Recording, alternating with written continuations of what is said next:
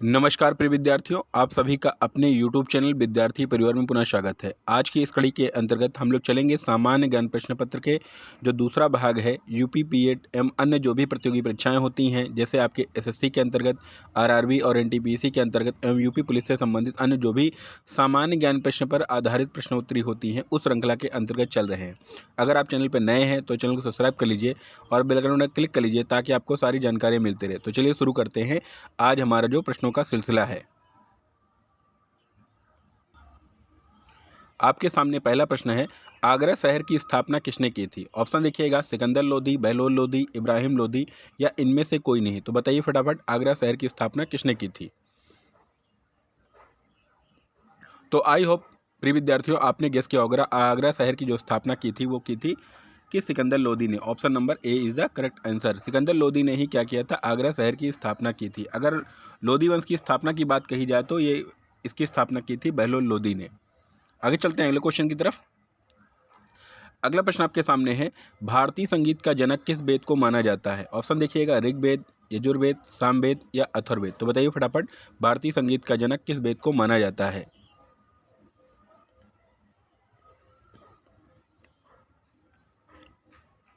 तो प्रिय विद्यार्थियों, जो भारतीय संगीत का जनक माना जाता है वो आपके सामवेद को माना जाता है। Option number C is the correct answer. भारत का जो प्राचीनतम वेद माना जाता है वो ऋग्वेद को माना जाता है, जिसमें आपको गायत्री मंत्र का भी वर्णन मिलता है। तो यहाँ प्रश्न आपके सामने था, भारतीय संगीत का जनक आपका सामवेद को माना जाता है। आगे चलते हैं अगले क्वेश्चन की तरफ। अगला क्वेश्चन आपके सामने है, बहुत इंपॉर्टेंट है, कई बार आपके प्रश्न पूछे गए हैं। महात्मा गांधी को कांग्रेस के किस अधिवेशन में अध्यक्ष चुना गया था? ऑप्शन देखिएगा, नागपुर अधिवेशन 1920, अहमदाबाद अधिवेशन 1921, बेलगांव अधिवेशन 1924 या कोलकाता अधिवेशन 1928। तो बताइए फटाफट। तो आई होप आपने गेस किया होगा, option number C is the correct answer. Belgaum अधिवेशन जो 1924 में हुआ था, इसमें महात्मा गांधी को कांग्रेस का अध्यक्ष चुना गया था। तो महात्मा गांधी कांग्रेस के पहली बार अध्यक्ष के रूप में कब बने थे? तो बेलगांव अधिवेशन 1924 में बने थे। अगले प्रश्न में चलते हैं। अगला प्रश्न आपके सामने है, ब्राह्मणों पर जजिया कर लागू करने वाला पहला मुसलमान शासक कौन था? फिरोज तुगलक, बहलोल लोदी, अलाउद्दीन खिलजी या गयासुद्दीन तुगलक। तो बताइए फटाफट, ब्राह्मणों पर जजिया कर लागू करने वाला पहला मुसलमान शासक कौन था?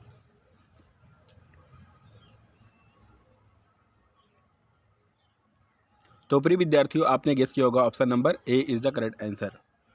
फिरोज शाह जो तुगलक था, इसने ब्राह्मणों पर जजिया कर लागू किया था। ये जजिया कर जो गैर मुसलमान होते थे उनसे लिया जाने वाला मुस्लिम के तौर से एक कर था, टैक्स था, जो गैर मुसलमान थे, अर्थात जो ब्राह्मण वर्ग भी थे, अन्य जो भी गैर मुसलमान होते थे, उनसे ये सूला जाता था। तो यहाँ प्रश्न आपके सामने था, ब्राह्मणों पर जजिया कर लागू करने वाला पहला मुसलमान शासक कौन था? तो आपका था Firoz Shah Tughlaq. Option number A is the correct answer. आगे चलते हैं।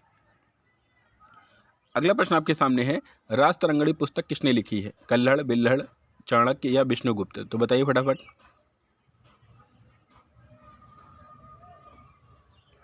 तो प्रिय विद्यार्थियों, जो आपकी राज तरंगणी पुस्तक है ये लिखी है आपके कल्हड़ ने। Option number A is the correct answer. Kalhana की जो पुस्तक है आपका राज तरंगणी, इसमें कश्मीर के इतिहास के विषय में जानकारी मिलती है। आगे चलते हैं।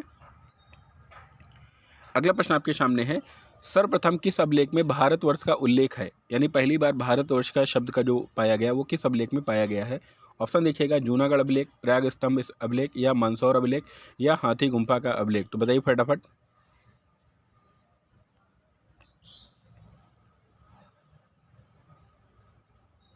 तो आपके सामने जो प्रश्न था, सर्वप्रथम किस अभिलेख में भारतवर्ष का उल्लेख पाया गया है, वो आपका पाया गया है हाथी गुम्फा अभिलेख में। Option number D is the correct answer. Kharavela शासक जो आपका उड़ीसा का राजा था, वो आपका हाथी गुम्फा अभिलेख के अंतर्गत इस अभिलेख में भारतवर्ष शब्द का उल्लेख मिलता है। आगे चलते हैं। अगला प्रश्न आपके सामने है, कालिदास किसके दरबारी कवि थे? रामगुप्त, स्कंदगुप्त, समुद्रगुप्त या चंद्रगुप्त द्वितीय। तो बताइए फटाफट, कालिदास जो संस्कृत के महान कवियों में से एक कवि हैं।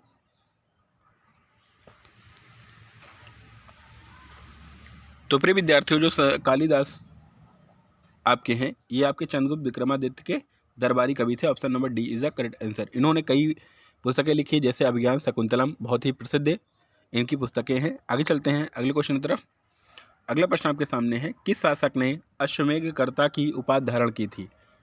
रामगुप्त, स्कंदगुप्त, समुद्रगुप्त या हर्षवर्धन? तो बताइए फटाफट, किस शासक ने अश्वमेध कर्ता की उपाधि धारण की थी? तो प्यारे विद्यार्थियों, जो आपका गुप्तवंशी शासक था उसका नाम था समुद्रगुप्त।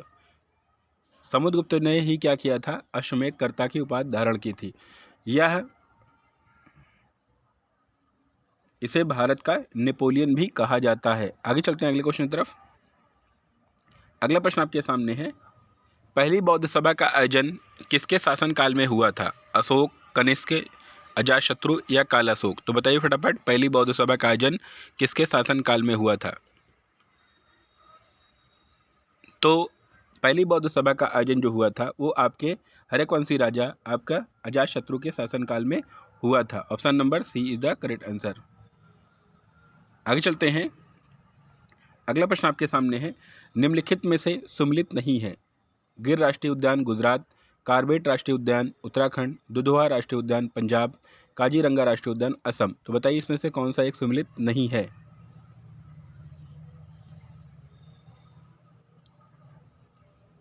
तो प्रिय विद्यार्थियों, आपने गेस कर लिया होगा, option number C is the correct answer. जो आपका दुधवा राष्ट्रीय उद्यान है ये आपका उत्तर प्रदेश राज्य में स्थित है। कहाँ पे स्थित है? उत्तर प्रदेश राज्य में स्थित है। इसलिए option number C is the यहाँ पे गलत है। इसलिए आपका जो सुमेलित नहीं है वो आपका ऑप्शन नंबर सी सुमेलित नहीं है, क्योंकि जो गिर राष्ट्रीय उद्यान है वो गुजरात है, जो एशियाई शेरों के लिए प्रसिद्ध है। कार्बेट राष्ट्रीय उद्यान जो आपका उत्तराखंड है, जिसे जिम कार्बेट राष्ट्रीय उद्यान भी कहते हैं। अब इसे राम गंगाबाड़ के नाम से भी जाना जाता है। आगे बात करते हैं काजीरंगा राष्ट्रीय उद्यान जो असम है, एक सिंह गेंडे के लिए प्रसिद्ध है। आगे चलते हैं अगले क्वेश्चन की तरफ। अगला क्वेश्चन आपके सामने है, जूनागढ़ अभिलेख किस शासक से संबंधित है? रामगुप्त, स्कंदगुप्त, समुद्रगुप्त या रुद्रदामन? तो बताइए फटाफट। तो जो जूनागढ़ अभिलेख है वो आपका स्कंदगुप्त शासक यानी गुप्तवंशी शासक स्कंदगुप्त से संबंधित है। Option number B is the correct answer, क्योंकि स्कंदगुप्त ने ही हुणों के आक्रमण से टक्कर लिया था, इसलिए इसे जाना जाता है। अगला क्वेश्चन आपके सामने है, ज्ञान प्राप्ति के बाद सिद्धार्थ क्या कहलाए? ज्ञान प्राप्ति के बाद सिद्धार्थ क्या कहलाए? ऑप्शन देखिएगा, बुद्ध, महात्मा, गौतम या जिन? तो बताइए फटाफट। तो प्रिय विद्यार्थियों, महात्मा बुद्ध जिन्हें हम लोग से जिनके बचपन का नाम सिद्धार्थ है, इन्होंने ज्ञान प्राप्ति की थी बोधगया में। बोधगया यानी बिहार के अंतर्गत बोधगया में प्राप्ति की थी। आपका ये ज्ञान प्राप्ति के बाद सिद्धार्थ क्या कहलाए? बुद्ध कहलाए। क्या कहलाए? बुद्ध। बुद्ध का अर्थ होता है ज्ञान, याद रखिएगा, आपसे पूछा भी जाता है। आगे चलते हैं। अगला प्रश्न आपके सामने है, जैन धर्म के संस्थापक कौन थे? ऋषभदेव, पार्श्वनाथ, महात्मा बुद्ध या महावीर स्वामी? तो बताइए फटाफट।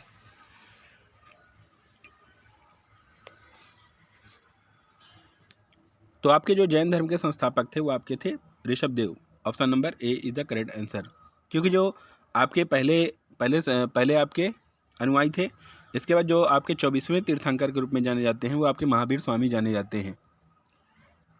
अगला प्रश्न आपके सामने है, दयाराम साहनी ने किस पुरस्थल की खोज की थी? हड़प्पा, मोहनजोदड़ो, कालीबंगा या कोटदीजी? तो बताइए फटाफट, दयाराम साहनी ने वर्ष 1920-21 में किस पुरस्थल की खोज की थी? तो प्यारे विद्यार्थियों, आपने गेस किया, option number A is the correct answer. Harappa सभ्यता की खोज दयाराम साहनी ने की थी। आगे चलते हैं अगले क्वेश्चन की तरफ। अगला क्वेश्चन आपके सामने है, निम्नलिखित में कौन सुमेलित नहीं है? ऑप्शन देखिएगा, शांग दर्शन, कपिल, न्याय दर्शन, गौतम, योग दर्शन, जैमिनी या उत्तर मीमांसा बद्रायण? तो बताइए फटाफट, इनमें से एक तरफ आपके दर्शन दिए गए हैं, एक तरफ इनके संस्थापकों का नाम दिया गया है, तो आप बताइए इसमें से कौन सा एक सुमेलित नहीं है?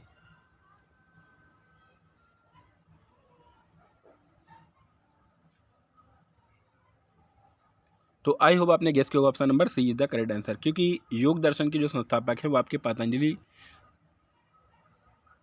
महर्षि पतंजलि हैं। ठीक है, तो option number C is the correct answer. आगे चलते हैं अगले क्वेश्चन की तरफ।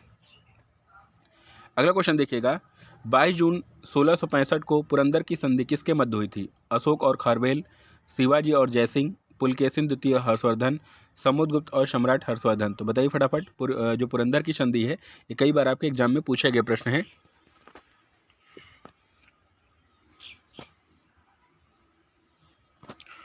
तो प्रिय विद्यार्थियों, जो पुरंदर की संधि हुई थी वो आपके महाराजा शिवाजी और जयसिंह के मध्य हुई थी। ये कब हुई थी? 22 जून 1665 को हुई थी। Option number B is the correct answer. आगे चलते हैं, अगला क्वेश्चन आपके सामने है, पुर्तगालियों ने अपनी पहली व्यापारिक कोठी कहाँ खोली थी?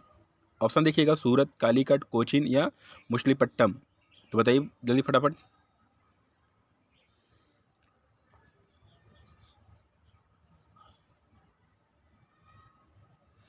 तो पुर्तगालियों ने अपनी जो पहली व्यापारिक कोठी खोली थी वो आपकी खोली थी कोचीन में। Option number C is the correct answer.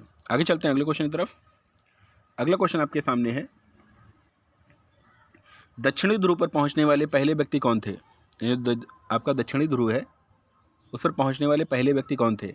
M Anderson, Robert Perry, John Cavett या कैप्टन हुक। तो बताइए फटाफट।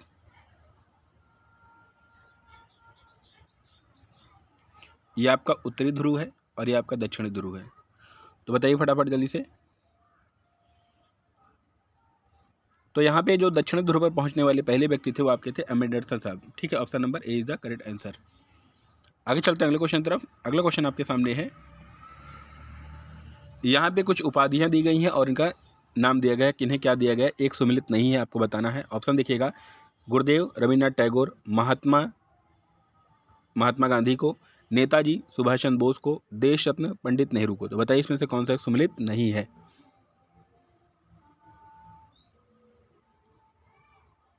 तो प्रिय विद्यार्थियों, आपने गेस किया option number D is the correct answer, क्योंकि जो देश रत्न है वो आपके डॉक्टर राजेंद्र प्रसाद जी को माना जाता है।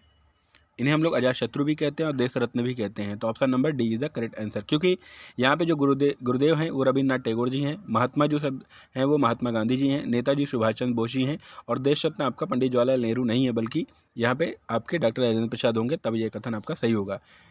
तो option D is the correct answer. आगे चलते हैं, आपके सामने अगला प्रश्न देखिएगा, पवन द्वारा निर्मित स्थलाकृति कौन सी नहीं है? लैगून, बरखान, लोएस या सार्क। तो बताइए फटाफट। पवन मीन्स हवा यानी वायु। ठीक है, वायु द्वारा निर्मित आपकी स्थलाकृति नहीं है, तो बताना है। तो प्रिय विद्यार्थियों, जो पवन द्वारा निर्मित स्थलाकृति नहीं है वो आपका सार्क नहीं है। Option number D is the correct answer. आगे चलते हैं, अगला आपके सामने प्रश्न है, मराठा काल में विदेश मंत्री क्या कहलाता था? मराठा काल में विदेश मंत्री क्या कहलाता था? पेशवा, सुमंत, अमात्य या चिटनीस। तो बताइए फटाफट कि मराठा काल में विदेश मंत्री क्या कहलाता था? तो प्रिय विद्यार्थियों, जो मराठा काल में विदेश मंत्री होता था वो आपका कहलाता था Sumant. Option number B is the correct answer. Sumant को ही क्या कहा जाता था? विदेश मंत्री मराठा काल में कहा जाता था। आगे चलते हैं अगले क्वेश्चन तरफ। अगला प्रश्न आपके सामने है, निम्नलिखित में कौन सा बौना ग्रह नहीं है? ऑप्शन देखिएगा, प्लूटो, चेरान, सेरस या बृहस्पति। तो बताइए इनमें से कौन सा एक बौना ग्रह नहीं है, क्योंकि ग्रह दो प्रकार के होते हैं, परंपरागत जिसे आप बुध, शुक्र, शनि वगैरह कहते हैं, और एक बौने ग्रह होते हैं। तो इनमें बताइए कि कौन सा एक बौना ग्रह नहीं है। तो आपका बौना ग्रह नहीं है वो आपका बृहस्पति नहीं है। यहाँ पे प्लेटो है, चेरान है, सेरस है और USB 30 भी होता है, USB 30। ठीक, आगे चलते हैं अगले क्वेश्चन तरफ। अगला क्वेश्चन आपके सामने है, द्वैध शासन की स्थापना किसने की थी? रॉबर्ट क्लाइव ने, वारन हेस्टिंग ने, लॉर्ड कॉर्नवालिस ने या विलियम बेंटिंग ने। तो बताइए फटाफट, द्वैध शासन या दोहरी शासन व्यवस्था की स्थापना किसने की थी? तो प्रिय विद्यार्थी, जो दोहरी शासन की स्थापना की थी वो आपकी की थी रॉबर्ट क्लाइव ने। Option number A is the correct answer. Bharat में ब्रिटिश साम्राज्य की स्थापना का श्रेय रॉबर्ट क्लाइव को ही दिया जाता है। अगला क्वेश्चन आपके सामने है, एशियाटिक सोसाइटी ऑफ बंगाल की स्थापना किसने की थी? कई बार आपके एग्जामों में प्रश्न पूछा गया है। एशियाटिक सोसाइटी ऑफ बंगाल की स्थापना किसने की थी? Warren Hasting, William Wilkins, sir William Jones या इनमें से कोई नहीं। तो बताइए फटाफट। तो प्रिय विद्यार्थियों, आपने गेस किया होगा option number C is the correct answer. जो आपका सर विलियम जोन्स ने ही 1774 में, कितना, 1774 में इस संस्था की स्थापना की थी। आपके यूपी टीजीटी पीजीटी के अंतर्गत, साथ ही साथ अन्य जो प्रतियोगी परीक्षाएं हुई हैं उसमें भी प्रश्न आपसे पूछे गए हैं। तो एशियाटिक सोसाइटी ऑफ बंगाल की स्थापना जो 1774 में की थी वो आपकी की थी सर विलियम जोन्स ने। Option number C is the correct answer. आगे चलते हैं, अगला क्वेश्चन आपके सामने है, भारतीय प्रेस का मुक्तिदाता किसे कहा जाता है? रॉबर्ट क्लाइव को, वारन हेस्टिंग को, चार्ल्स मेडकॉफ को या विलियम बेंटिंग को? तो बताइए फटाफट। तो प्रिय विद्यार्थियों, भारतीय प्रेस का मुक्तिदाता जो कहा जाता है वो आपको कहा जाता है चार्ल्स मेडकॉफ को। Option number C is the correct answer. इसे नोट डाउन कर लीजिए, अब आपके लिए बहुत इंपॉर्टेंट क्वेश्चन है ये। आगे चलते हैं। अगला क्वेश्चन में जाने से पहले अगर आपको वीडियो अच्छा लग रहा है तो इसे लाइक कर दीजिए और अपने दोस्तों को शेयर कर दीजिए, ताकि हम लोग को मोटिवेशन मिलता रहे और हम आपके लिए अन्य वीडियो लाने के लिए प्रेरित होते रहें। तो आपके सामने प्रश्न है, निम्नलिखित में कौन सा एक सुमेलित नहीं है? यहाँ पे 1857 की क्रांति से संबंधित नेताओं का नाम दिया गया है और उनके संबंधित क्षेत्र दिए गए हैं। तो यहाँ पे आपको बताना है कौन सा एक सम्मिलित नहीं है। कानपुर नाना साहब, झांसी की रानी, झांसी यानी रानी लक्ष्मीबाई, जगदीशपुर कुंवर सिंह, लखनऊ लियाकत अली। तो बताइए इसमें से एक सम्मिलित नहीं है। तो प्रिय विद्यार्थियों, आपने गेस किया option number D is the correct answer, क्योंकि जो लियाकत अली साहब थे वो आपके थे प्रयागराज यानी इलाहाबाद से थे, और जो आपके लखनऊ से थी ये हजरत बेगम महल जी थी, हजरत बेगम महल थी। ठीक है, हजरत बेगम महल। तो इसलिए option number D is the correct answer, क्योंकि यहाँ सम्मिलित रूप में नहीं है। आगे चलते हैं। अगला प्रश्न देखिएगा, किसे जीवाश्म ग्रह कहा जाता है? बुध, शुक्र, पृथ्वी या चंद्रमा? तो बताइए किसे जीवाश्म ग्रह कहा जाता है?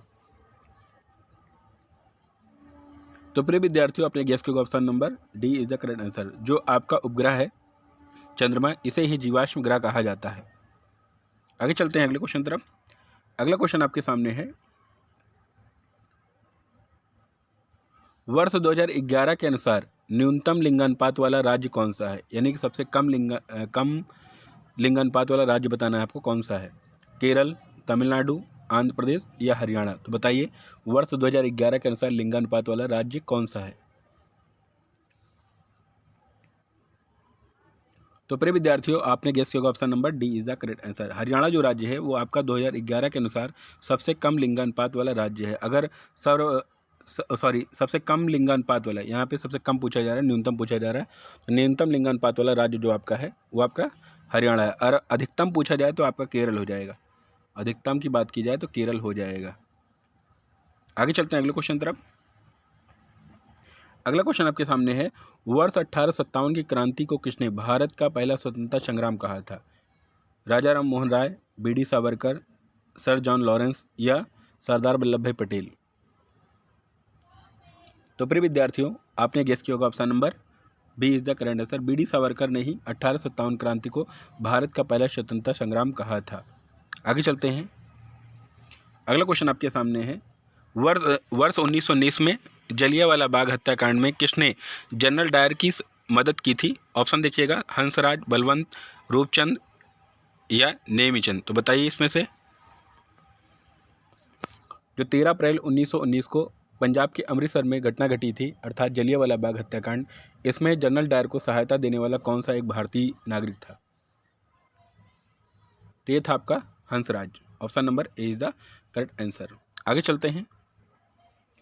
अगला प्रश्न आपके सामने है, संविधान सभा द्वारा राष्ट्रीय ध्वज को कब अपनाया गया था? 18 जुलाई 1945, 20 जुलाई 1946, 22 जुलाई 1947 या 24 जुलाई 1949? तो बताइए फटाफट कि संविधान सभा द्वारा राष्ट्रीय ध्वज को कब अपनाया गया? तो प्रिय विद्यार्थियों, अपने गेस किया होगा option number C is the correct answer, क्योंकि 22 जुलाई 1947 को संविधान सभा द्वारा राष्ट्रीय ध्वज को अपनाया गया था। अगला क्वेश्चन आपके सामने है, पृथ्वी जब सूर्य से अधिकतम दूरी पर स्थित होती है तो क्या कहलाती है? यानी क्या कहलाता कह सकते हैं? ऑफशोर, मंद सौर, ऑफशोर या सुप्त सौर? तो बताइए फटाफट, पृथ्वी जब सूर्य से अधिकतम दूरी पर होती है, याद रखिएगा अधिकतम दूरी पर, तो वह स्थिति क्या कहलाती है? तो कहलाती है प्रिय विद्यार्थियों offshore. Option number C is the correct answer. अगर बात की जाए पृथ्वी और सूर्य का जो दक्षिणायन दिशा में आपका चक्र होता है परिक्रमा का, वो तब वो कहलाएगा ऑफशोर। आगे चलते हैं। अगला प्रश्न आपके सामने है, महात्मा गांधी ने साबरमती आश्रम की स्थापना कब की थी? यानी अहमदाबाद के समीप गुजरात के साबरमती आश्रम की स्थापना कब की थी? वर्ष 1916 में, 18 में, या 22 में, या 27 में? तो बताइए फटाफट। तो प्रिय विद्यार्थियों, जो महात्मा गांधी ने अहमदाबाद स्थित साबरमती आश्रम की स्थापना की थी, वो की थी आपकी वर्ष 1916 में। Option number A is the correct answer. आगे चलते हैं। अगला क्वेश्चन आपके सामने है, वायुमंडल की परतों में बादलों की गर्जना होती है। यानी वायुमंडल की किस परतों में? यहाँ कर लीजिएगा, वायुमंडल की किस परतों में, किस नहीं लिखा है, प्रश्न तभी बन जाएगा। किस परतों में बादलों की गर्जना होती है? ऑप्शन देखिएगा, क्षोभ मंडल, समताप मंडल, ओजोन मंडल, या आयन मंडल? तो बताइए फटाफट। तो प्रिय विद्यार्थियों, जो वायुमंडल की आपकी समताप मंडल होता है, समताप मंडल जो परत होती है, इसमें ही बादलों की गर्जना होती है। Option number B is the correct answer. आगे चलते हैं। अगला क्वेश्चन आपके सामने है, भाषा के आधार पर बनने वाला पहला राज्य कौन सा था? आंध्र प्रदेश, गुजरात, महाराष्ट्र, या हिमाचल प्रदेश? तो बताइए फटाफट कि भाषा के आधार पर बनने वाला पहला राज्य कौन सा था?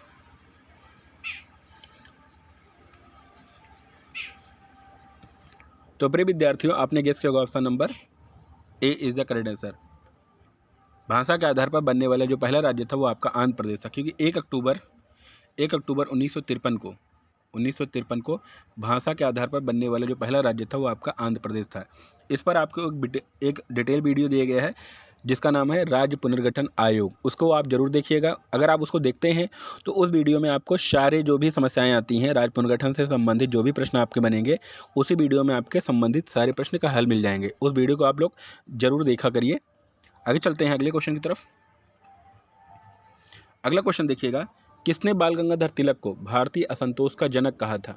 ऑप्शन देखिएगा, वारेन हेस्टिंग, ब्लेंटाइल सिराले, विलियम विल्किंस, या बेस्टन चर्चिल? तो बताइए किसने बाल गंगाधर तिलक को भारतीय असंतोष का जनक कहा था?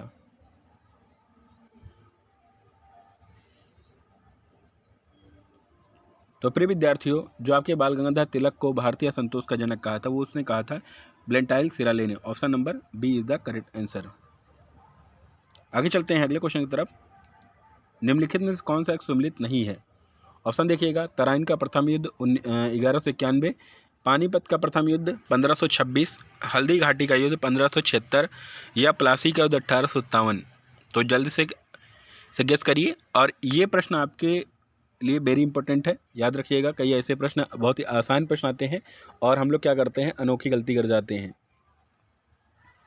तो option number D is the correct answer, क्योंकि यहाँ पे जो 1857 की नहीं बल्कि 1757 में आपका प्लासी की घटना हुई थी। Option number D is the correct answer. आगे चलते हैं। अगला प्रश्न आपके सामने, एशिया महाद्वीप का सबसे छोटा देश कौन सा है? आपके पूरे विश्व में 7 महाद्वीप हैं, उस महाद्वीपों में आपका जो एशिया महाद्वीप का सबसे छोटा देश बताना है। म्योटो, मालदीव, चीन, या भारत? तो बताइए फटाफट। तो प्यारे विद्यार्थियों, जो एशिया महाद्वीप का सबसे छोटा देश है वो आपका है Maldives. Option number B is the correct answer. अगर बड़े देश की बात की जाए तो आपका चीन बन जाएगा। अगला प्रश्न आपके सामने है, भारत में संसदात्मक शासन प्रणाली किसकी देन है? ब्रिटेन, आयरलैंड, ऑस्ट्रेलिया, या कनाडा? तो बताइए फटाफट, भारत में संसदात्मक शासन प्रणाली किसकी देन है?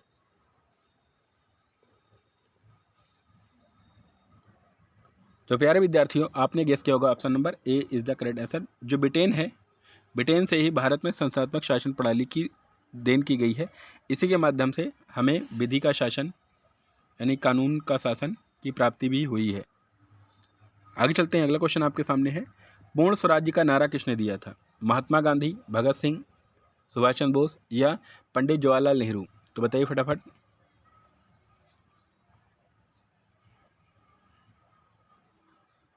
तो प्यारे विद्यार्थियों, आपने गेस किया होगा, option number D is the correct answer. आपका जो भारत के प्रथम प्रधानमंत्री पंडित जवाहरलाल नेहरू जी थे, उन्होंने ही भारत में पूर्ण स्वराज्य का नारा दिया था। तो option number D is the correct answer. आगे चलते हैं अगले क्वेश्चन की तरफ।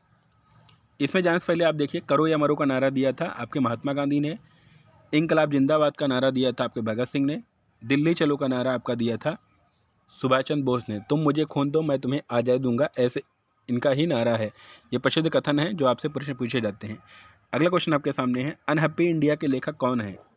डॉक्टर राजेंद्र प्रसाद, लाला लाजपत राय, या पंडित जवाहरलाल नेहरू, अबुल कलाम आज़ाद। तो बताइए फटाफट कि अनहैप्पी इंडिया के लेखक कौन हैं।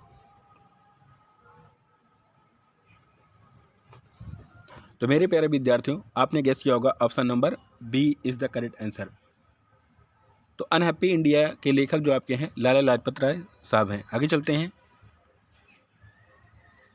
अगला प्रश्न आपके सामने है, आग्नेय चट्टान से निर्मित शैल कौन सा है? ग्रेनाइट, बेसाल्ट, पैगमाटाइट या उपयुक्त सभी। तो बताइए फटाफट आग्नेय चट्टान से निर्मित शैल कौन सा है? शैल में आपका पत्थर या चट्टान कह सकते हैं।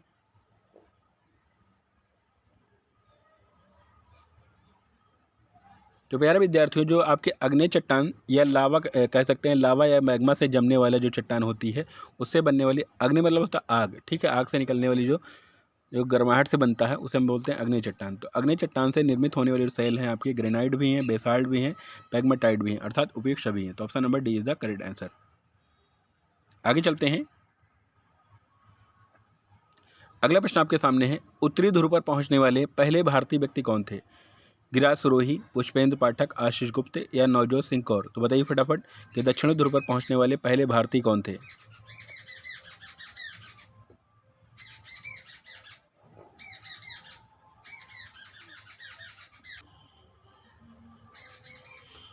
तो प्यारे विद्यार्थियों, जो दक्षिणी ध्रुव पर पहुंचने वाले पहले भारतीय थे वो आपके थे गिरिराज सिरोही। डॉक्टर गिरिराज सिरोही जी उत्तर प्रदेश के बुलंदशहर के निवासी थे। ये आपके दक्षिण ध्रुव पर पहुंचने वाले पहले हमारे भारतीय नागरिक थे। आगे चलते हैं। अगला प्रश्न आपके सामने है, मेरियाना गर्त अर्थात दुनिया का सबसे गहरा गड्ढा आपका,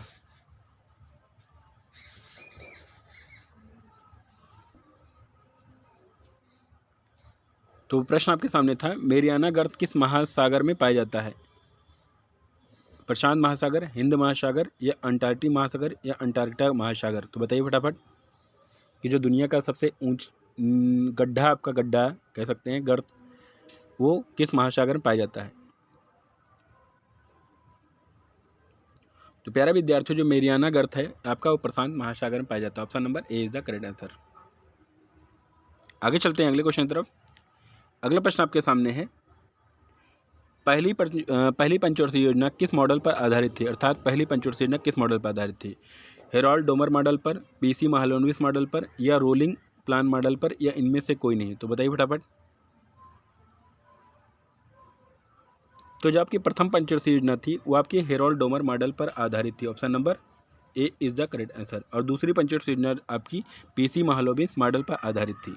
आगे चलते हैं। एस्किमो जनजातियाँ कहाँ पाई जाती हैं? कनाडा, न्यूजीलैंड, श्रीलंका या मलेशिया। तो बताइए फटाफट एस्किमो जो जनजाति हो कहाँ पाई जाती है? तो प्रिय विद्यार्थियों, जो एस्किमो जनजाति है वो आपकी कनाडा में पाई जाती है। Option number A is the correct answer. Canada और ग्रीनलैंड दोनों जगह पाई जाती हैं, याद रखिएगा, ठीक है, ग्रीनलैंड में पाई जाती है। आगे चलते हैं। अगला प्रश्न आपके सामने है, भाखड़ा नागल परियोजना किस नदी पर स्थित है? ऑप्शन देखिएगा, सतलज नदी, दामोदर नदी, चंबल नदी या कृष्णा नदी। तो बताइए फटाफट। तो प्रिय विद्यार्थियों, जो भाखड़ नागल परियोजना आपका स्थित है वो आपका है सतलज या सुतलज नदी पर स्थित है। Option number A is the correct answer. आगे चलते हैं।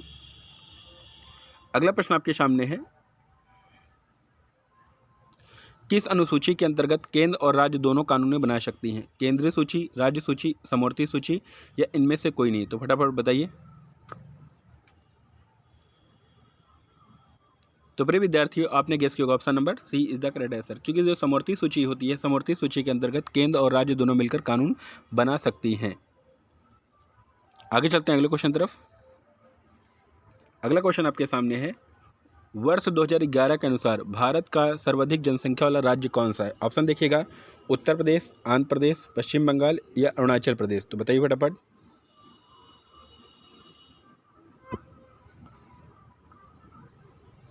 तो जो वर्ष 2011 के अनुसार भारत का सर्वाधिक जनसंख्या वाला राज्य वो था आपका Uttar Pradesh. Option number A is the correct answer.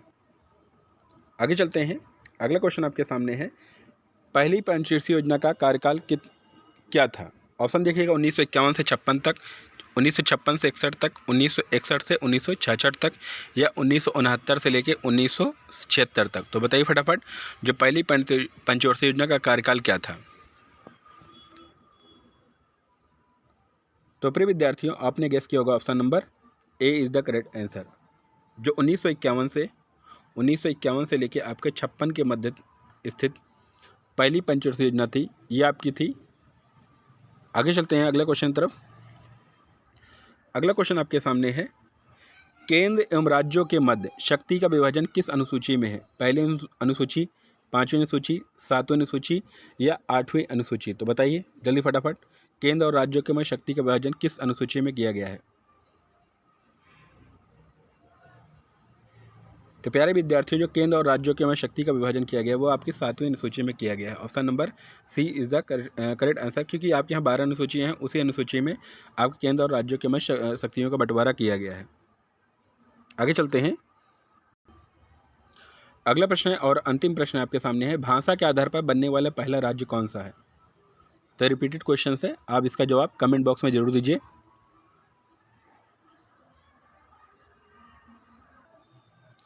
तो प्रिय विद्यार्थी, ये रहे आपके 50 से 55 क्वेश्चन, जो बहुत ही आपके इंपॉर्टेंट क्वेश्चन थे आपकी प्रतियोगी परीक्षाओं के लिए। अगर आपको वीडियो अच्छा लगा हो तो इसे लाइक कर दीजिए और आप फीडबैक भी दिया करिए कि आपको वीडियो कैसा लगा। अन्य जो भी समस्याएं आपकी हैं वो आप कमेंट बॉक्स में ज़रूर दिया करिए, ताकि उस समस्याओं का निराकरण किया जा सके। अगर अभी तक आपने चैनल को सब्सक्राइब नहीं किया है तो सब्सक्राइब कर लीजिए और बेल आइकन बटन क्लिक कर लीजिए, ताकि आपको नई जानकारियाँ मिलती रहे। तो चलिए प्रिय विद्यार्थियों, फिर मिलते हैं अगले वीडियो तक। तब तक के लिए जय हिंद, जय भारत।